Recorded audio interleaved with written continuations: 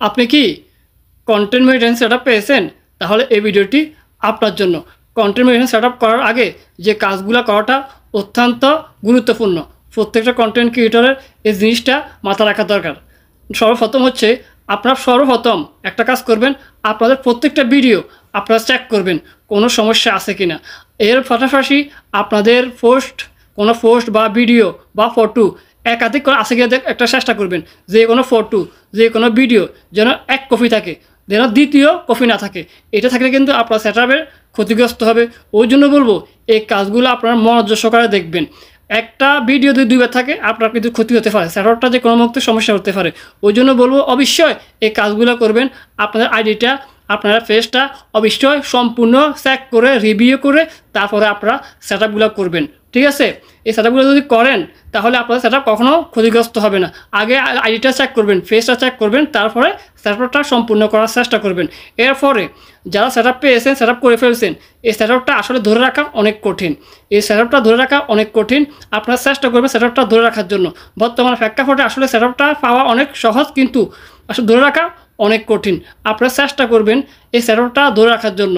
আসলে Facebook guideline মেনে যদি কাজ না করেন তখন কিন্তু আপনাদের সেটআপটা ক্ষতিগ্রস্ত হতে পারে। চেষ্টা করবেন ফেসবুকের গাইডলাইনটা মেনে কাজ করার জন্য, তারপর আপনার সেটআপটা ধরে রাখতে পারবেন।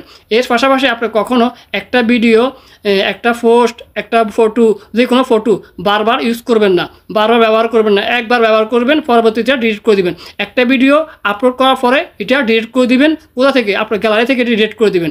ফটোটাও ডিলিট করে দিবেন। একটা ফটো, একটা ভিডিও বারবার আপনি শেয়ার করবেন না, বারবার আপলোড করবেন না। এটা যদি করেন আপনার সেটআপটা যে কোনো মুহূর্তে ক্ষতিগ্রস্ত হতে পারে।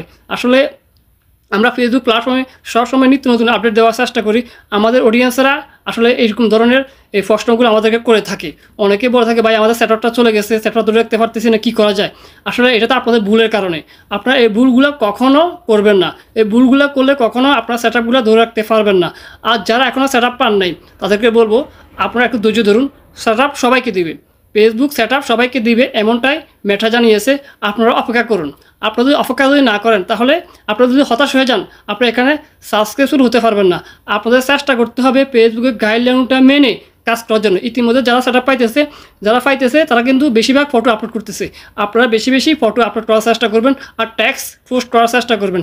যারা সেটআপ পান নাই তাদের জন্য এই পরামর্শগুলো, অবশ্যই আপনারা এই পরামর্শগুলো মেনে কাজ করবেন। বেশি বেশি ফটো আপলোড করবেন, বেশি বেশি লং ভিডিও দেওয়ার চেষ্টা করবেন, বেশি বেশি শর্ট ভিডিও দেওয়ার চেষ্টা করবেন। সব প্রোডাক্ট নিয়ে কাজ করার চেষ্টা করবেন। এতে কিন্তু আপনাদের সেটআপটা আসার সম্ভাবনা থাকবে অনেকটাই বেশি। এই কাজগুলো নিয়মিত করবেন, প্রত্যেকদিন করার চেষ্টা করবেন। প্রত্যেকদিন করার চেষ্টা করবেন, দেখবেন আপনাদের সেটআপগুলো চলে আসবে। আপনারা কিন্তু আর ফেসবুকের কাছে একটু আবেদন করবেন, সেটআপটা নিয়ে আসার জন্য আবেদনটা করার চেষ্টা করবেন। তাহলে সেটআপটা আসার আরও সম্ভাবনা থাকবে অনেকটাই বেশি। আজকের মতো বিদায় নিচ্ছি। আল্লাহ হাফিজ। ভিডিওটি ভালো লাগলে অবশ্যই শেয়ার করবেন।